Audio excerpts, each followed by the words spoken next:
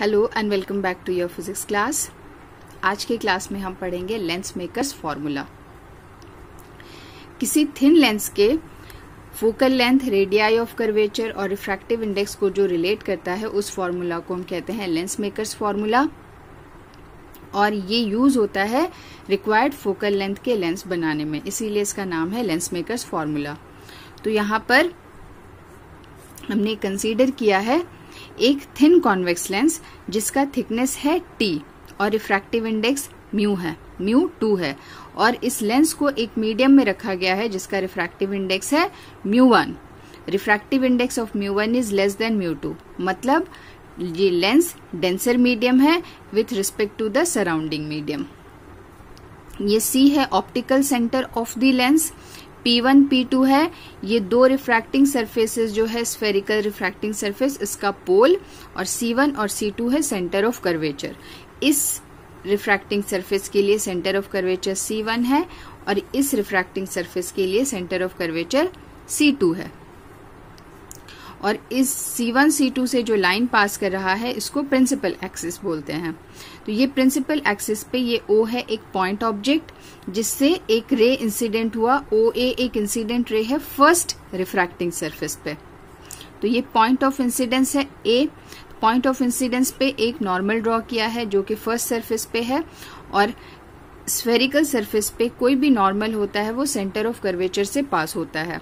तो ये वाला जो C1 और N1 है वो फर्स्ट सरफेस के लिए नॉर्मल है, मतलब परपेंडिकुलर है at the point of incidence, और ये C2 और N2 है फॉर सेकेंड रिफ्रैक्टिंग सरफेस। तो यहाँ पर अभी हम बात कर रहे हैं फर्स्ट रिफ्रैक्टिंग सरफेस के लिए। तो रे इंसिडेंट हुआ है रेयरर मीडियम जिसका रिफ्रैक्टिव इंडेक्स म्यू1 है, उसके रिस्पेक्ट में लेंस डेंसर मीडियम है। तो ये जब रे इंसिडेंट होता है रेयरर मीडियम में और रिफ्रैक्ट होगा डेंसर मीडियम में, तो हम जानते हैं the refracted ray bends towards the normal in the denser medium. तो ये अगर लेंस नहीं होता तो ये वाला जो इंसिडेंट रे है ये इस डायरेक्शन में चला जाता, तो लेकिन यहाँ पे डेंसर मीडियम है, मीडियम चेंज हो रहा है, तो इसलिए ये बेंड हो गया इस डायरेक्शन में AB। तो AB इज द रिफ्रैक्टेड रे इन द डेंसर मीडियम। अब फर्दर यहाँ पर दो रिफ्रैक्टिंग सरफेस है। सपोज ये जो सेकेंड रिफ्रैक्टिंग सरफेस नहीं होता, हम एज्यूम कर रहे हैं अगर सेकेंड रिफ्रैक्टिंग सरफेस नहीं होता तो ये रिफ्रैक्टेड रे है ये इस डायरेक्शन में चला जाता और किसी पॉइंट I' पर मीट करता प्रिंसिपल एक्सिस पर। प्रिंसिपल एक्सिस पर जिस पॉइंट पे इंटरसेक्ट करता है वो उसका इमेज कहलाता है। तो पॉइंट O का जो इमेज है वो I' है in the absence of the second refracting surface. तो ये हुआ refraction at the first refracting surface. अब क्या है, लेकिन यहाँ पर ये सेकेंड रिफ्रैक्टिंग सरफेस भी प्रेजेंट है। तो अब हम क्या देखेंगे, ये सेकेंड रिफ्रैक्टिंग सरफेस के लिए ये जो AB है ये इंसिडेंट रे है। ये अब हम अज्यूम करते हैं कि फर्स्ट रिफ्रैक्टिंग सरफेस नहीं है, तो यहाँ पर ये रे इंसिडेंट हुआ AB, और ये AB कहाँ से आ रहा है, पॉइंट I' से। तो ये पॉइंट I' से आ रहा है, तो ये I' को हम मान सकते हैं virtual object for the second refracting surface. और यहाँ पर अब ये जो इंसिडेंट रे AB है ये इंसिडेंट हुआ डेंसर मीडियम में और अब रिफ्रैक्ट होगा रेयरर मीडियम में। तो हम जानते हैं कि रेयरर मीडियम से डेंसर मीडियम में जब रिफ्रैक्शन होता है तो the light bends away from the normal. तो यहाँ पर पॉइंट ऑफ इंसिडेंस B हुआ। नॉर्मल कौन सा होगा, इस सरफेस के लिए जो सेंटर ऑफ कर्वेचर से पास हो रहा है जो लाइन C2 N2, ये पॉइंट B के लिए नॉर्मल है। तो ये वाला जो रे है इंसिडेंट रे अब क्या होगा, रिफ्रैक्शन के बाद थोड़ा नॉर्मल से बेंड होके इस डायरेक्शन में चला जा रहा है जो कि BI है। तो ये BI कहाँ पे, पॉइंट I पर इंटरसेक्ट कर रहा है प्रिंसिपल एक्सिस में, इसका मतलब I इमेज फॉर्म कर रहा है। तो इमेज किसका है, ये I' का। तो I' is virtual object for the second refracting surface, और फाइनल रियल इमेज कहाँ पे बन रहा है, I। मतलब O का जो इमेज फॉर्म कर रहा है ये लेंस दोनों रिफ्रैक्टिंग सरफेस से, वो फाइनल इमेज I पर फॉर्म कर रहा है। तो अब यहाँ पर हम रिफ्रैक्शन दो सरफेसेस पे हो रहा है, तो हम 2 बार रिफ्रैक्शन फॉर्मूला अप्लाई करेंगे। तो यहाँ पर ये वाला जो डिस्टेंस है फर्स्ट रिफ्रैक्टिंग सरफेस के लिए ये पोल है, तो जब रिफ्रैक्टिंग सरफेस पे हम डिस्टेंस मेजर करते हैं वो पोल से मेजर करते हैं। तो ये जो P1 है, P1 पोल है फर्स्ट रिफ्रैक्टिंग सरफेस के लिए, P1 से O जो होगा वो ऑब्जेक्ट डिस्टेंस होगा, P1 से जो C1 होगा वो रेडियस ऑफ कर्वेचर होगा, और P1 से I' जो होगा वो इमेज डिस्टेंस होगा फर्स्ट रिफ्रैक्टिंग सरफेस के लिए। इसी तरह से सेकेंड रिफ्रैक्टिंग सरफेस के लिए P2 पोल होगा जो ओरिजिन की तरह एक्ट करता है। तो यहां से ये ऑब्जेक्ट कहां पर है, P2 के लिए ये P2I' ऑब्जेक्ट डिस्टेंस होगा, P2C2 रेडियस ऑफ कर्वेचर, और P2I second refracting surface image यहां फॉर्म कर रहा है, तो P2I हो जाएगा इमेज डिस्टेंस। तो इन सब को कंसीडर करके हम लेंस फॉर्मूला डिराइव करेंगे। तो यहाँ पर इसको डिस्क्राइब किया है हमने, क्या है, let us consider a convex lens made of glass of absolute refractive index μ2 placed in a rarer medium of refractive index μ1। Let P1 and P2 be the poles, C1 and C2 be the centers of curvature, and C is the optical center. So we have P1 P2 T, that is thickness of the lens. ये P1 से P2 ये वाला हो गया thickness. P1 से C1 है R1, तो P1 से C1 को हमने मान लिया R1 जो कि radius of curvature of first surface, और P2 C2 है R2 जो कि रेडियस ऑफ कर्वेचर है ऑफ द सेकेंड सरफेस। ये सेकेंड सरफेस है, तो P2 पोल से जो सेंटर ऑफ कर्वेचर का डिस्टेंस है वो रेडियस ऑफ कर्वेचर के बराबर है। अब हम देखेंगे refraction at the first surface. Now refraction at first surface. First surface के लिए क्या है, let O is a point object placed on the principal axis, OA is the incident ray on the first refracting surface. It is refracted in the denser medium μ2 along AB. In the absence of second refracting surface, the ray AB would meet principal axis at I'. So for the first surface, P1O is minus U, that is object distance. Minus you क्यों है, क्योंकि ये left side में है पोल के, तो ये object distance minus you हो गया, P1I' हो गया, V' हमने मान लिया इमेज डिस्टेंस है, और P1 C1 है R1 that is radius of curvature. तो hence for refraction at the first surface we can write μ2 by V' minus μ1 by U is equal to μ2 minus μ1 by R1। इस relation को हमने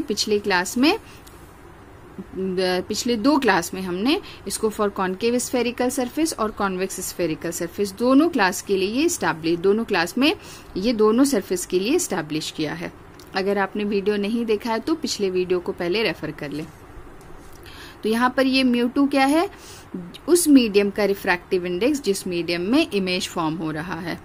तो यहाँ पर उस refractive index divided by image distance, जिस medium में ऑब्जेक्ट रखा है उसका refractive index divided by object distance, और μ2 minus μ1 divided by radius of curvature of the refracting surface.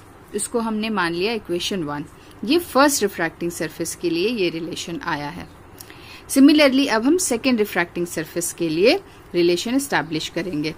तो refraction at the second surface, जो सेकेंड सरफेस पे क्या हो रहा है, for the second surface AB is the incident ray in the denser medium μ2, so I' acts as the virtual object for the second surface, BI is the emergent ray in the rarer medium μ1, so I is the final image formed by the second surface. So for the second surface we have, यहाँ पे इसका मतलब क्या हुआ, ये वाला जो second surface है इसके लिए ये AB इंसिडेंट रे है जो कि I' से आ रहा है, तो यहाँ पर इसको हमने वर्चुअल ऑब्जेक्ट मान लिया है, और ये रिफ्रैक्ट हो रहा है मतलब फाइनली इमर्ज हो रहा है, और ये I पे मीट कर रहा है, तो ये फाइनल इमेज है।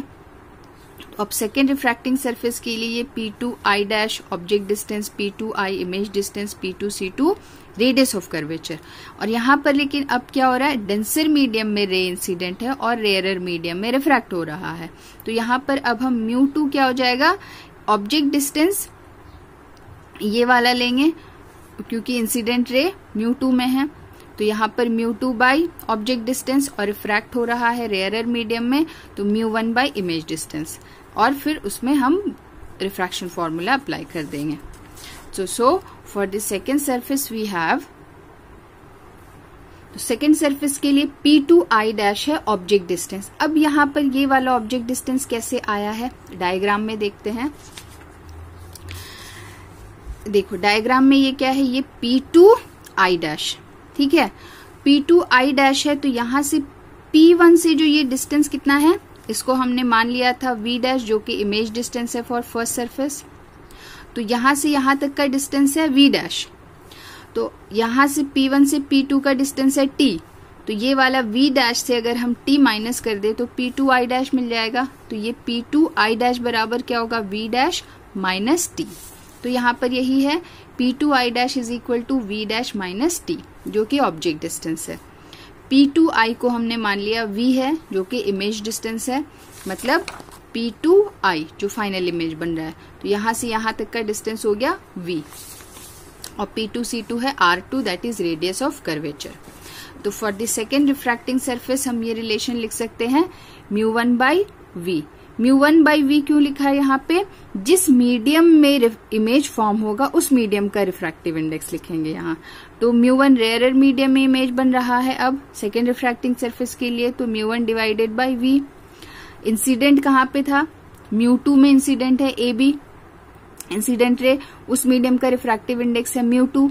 तो ऑब्जेक्ट डिस्टेंस उसी मीडियम में होगा जिस मीडियम में इंसिडेंट रे है। तो μ2 divided by object distance is equal to μ1 minus μ2 by R2।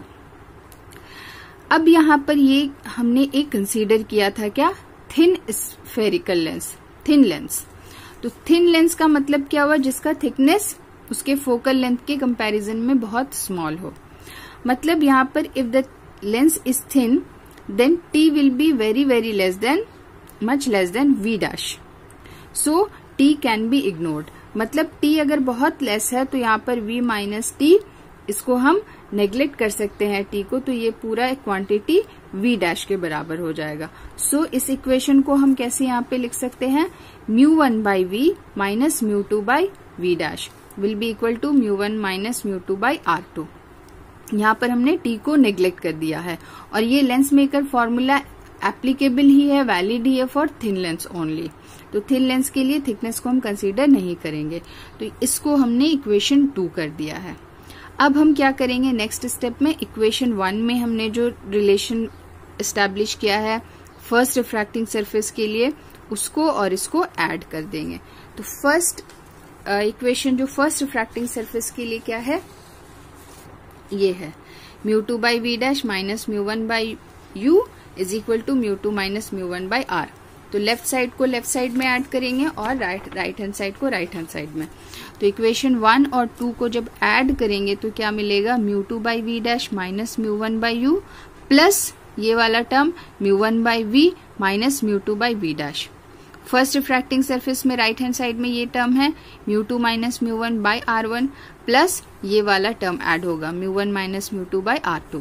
तो यहाँ से अब क्या देखते हैं, ये μ2 बाई V डैश और ये minus μ2 by V dash cancel हो गया। क्या बचा है, μ1 बाई V, ये प्लस है तो उसको पहले लिख रहे हैं, ये माइनस है तो उसको बाद में लिख रहे हैं, μ1 बाई U। और यहाँ पे क्या बचेगा, इसमें हम क्या करते हैं, ये μ2 माइनस μ1 है, इसको भी हम μ2 माइनस μ1 लिख सकते हैं। तो ये क्या होगा, माइनस साइन इधर आ जाएगा और ये μ2 माइनस μ1 हो जाएगा। तो μ2 माइनस μ1, μ2 माइनस μ1 कॉमन ले लेंगे तो क्या बचेगा, यहाँ पे 1 बाई R1 और ये यहाँ पे माइनस साइन है तो यहाँ माइनस आ गया और ये 1 बाई R2। इसके बाद क्या करेंगे, यहाँ पे ये दोनों टर्म में μ1 कॉमन आ जाएगा। तो μ1 कॉमन आ गया, ये हो गया 1 by V minus 1 by U is equal to μ2 minus μ1 into 1 by R1 minus 1 by R2। अब क्या करेंगे, ये μ1 को इधर डिवाइड कर दिया है, यहाँ पे मल्टीप्लाइड है तो यहाँ डिवाइड हो जाएगा। क्या बचेगा, 1 by V minus 1 by U μ2 minus μ1 by μ1 into ये R1 1 by R1 minus 1 by R2।